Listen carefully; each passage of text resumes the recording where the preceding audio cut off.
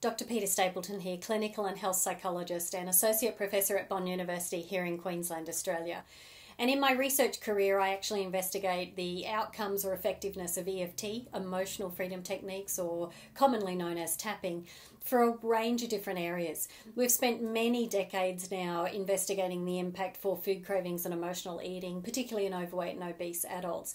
But we have recently been investigating the impact of EFT or tapping for things like chronic pain. So I want to talk to you today about an area of pain that we've particularly investigated because it had a two-prong approach. There have been some other pain studies, particularly in the area of fibromyalgia, as well as general pain, and I have included the references to those below in the show notes so that you can actually have a look at those if they're of interest to you. But for this particular study, I wanted to just outline for you very briefly what we did, just because aspects of it were quite surprising. So we actually were invited into a federal pain program here locally that wanted to include EFT in their 12-month pain program. So this was quite a unique invitation in that they were open-minded and obviously wanted to include complementary therapies such as tapping to help participants in the best way that they could approach and manage their pain levels just in life in general. So in this study we had two prongs. The first one we did an open-ended online investigation, and it was worldwide, where we asked people with chronic pain, and our definition of chronic pain is typically 6 months after any type of injury or the onset of pain occurred. 6 months is usually a time frame that's given for the body to have repaired itself, and if that was an injury, perhaps that's long enough that perhaps it is showing that the body should have repaired. Anything longer than that, we start to label it at a diagnostic level as chronic pain, in that maybe other factors are actually playing a role in the perception and perhaps the severity of pain that participants feel. So that was normally our definition. We weren't looking for acute pain or any type of injury that had happened most recently. So online, we actually asked participants anywhere in the world to give us their, exploration or their personal journey of what they had been through with pain. And we were able to ask them questions in that they could type as much as they liked in their responses so that they could feel heard. We were then able to take that data at a written level and analyse it through certain software. So we look for themes that stand out, and we look for percentages of, keywords that the same type of thing is being said by many, many people.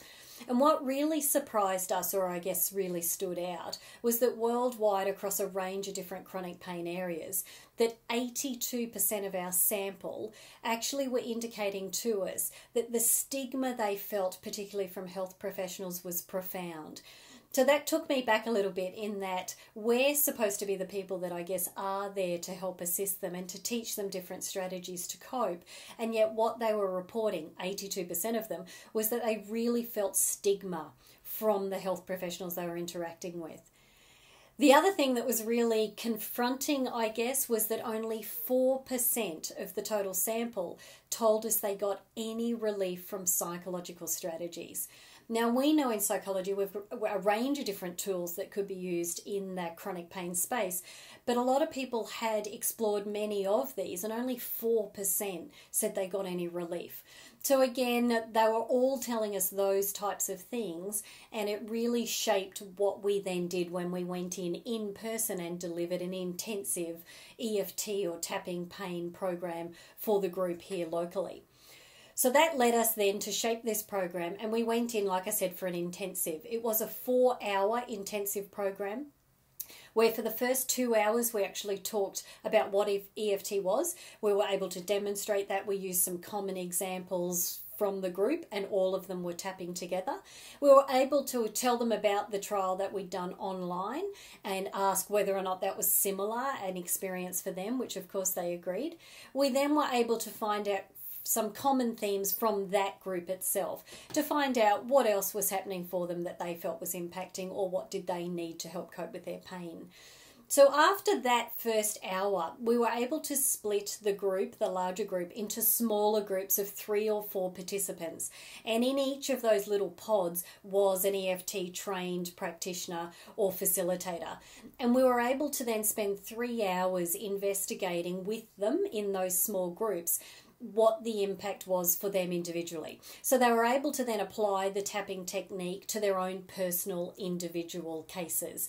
And we were able to use borrowed benefits, which I have outlined in another video what that means and why it's unique to EFT, so that all of them got a chance to do tapping, but at the same time they were benefiting from watching someone else in their pair or trio do tapping as well. So the biggest things that we were noticing, and we obviously got their feedback at the end of that group, they were able to fill out questionnaires, and also 6 months later, was that during that particular day themselves, they were describing not only a significant decrease in the severity and impact of their physical pain, because they had that then and there and they could feel it, but they were able to describe a sudden decrease as well, and it was statistically significant, in things like how depressed they felt, any other psychological distress or stress that they felt about their future, that type of thing. And if I just refer to my notes here, just because some of these statistics are quite significant, that the decrease over that day in their psychological distress was 37%. In their anxiety, it was nearly 42%. Their stress levels, it was nearly 39%. Their depression levels dropped by 30% just over that 4 hours. We then followed them up 6 months later, like I said, and those effects were maintained over time. So that was a good outcome for us, and it was certainly the first bit where we'd ever come into the chronic pain space with EFT to run a clinical trial. But it is an area that we want to investigate in the next several years moving forward from 2019. So it is something that I would definitely explore, that if you've had chronic pain yourself, even though there's only 3 or 4 published clinical trials, there are hundreds of case studies of practitioners and experts that have actually used EFT for chronic pain. So some websites are below if you want to explore individual case studies. Certainly have a look at the research that's published to date, but also watch this space of what we're able to achieve in the next several years, because we will be looking at this more at an evidence-based level in the years to come. So I'm Dr. Peta Stapleton. Thank you for listening, and I look forward to joining you again in another YouTube series.